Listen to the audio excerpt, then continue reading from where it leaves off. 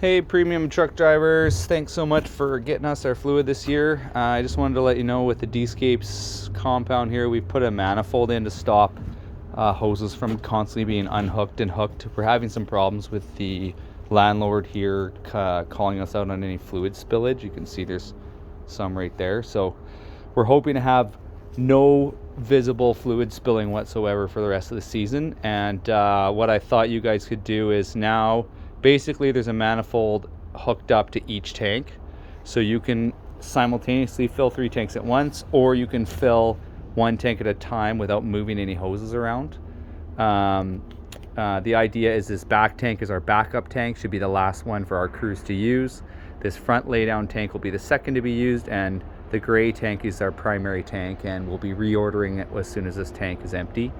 So if you want to fill the gray tank up, you can turn on this valve, that valve, and then the idea is use your truck mounted pump, not our pump, and you can hook your hose in right here to this connection here. Now the reason that this valve's here is to stop this hose from draining its fluid out. Your hoses will be empty, so you should be able to connect onto this valve, take the intake off our pump, connect onto there, open the valves up, and we should have basically no spillage from your truck through your truck pump into our system here. So then you're going to feed into this manifold feed line, and then basically to fill the gray tank, this valve and this valve, and to fill the other 2 tanks, it'll be either one of these valves and of course the respective valve at the end of the hose, which is that valve for the very back tank and this valve for the forward tank. Now both of these valves have been broken off several times over the years, and we've had spills because it's so easy to put a lot of force in the cold on these valves or accidentally stand on them in the snow.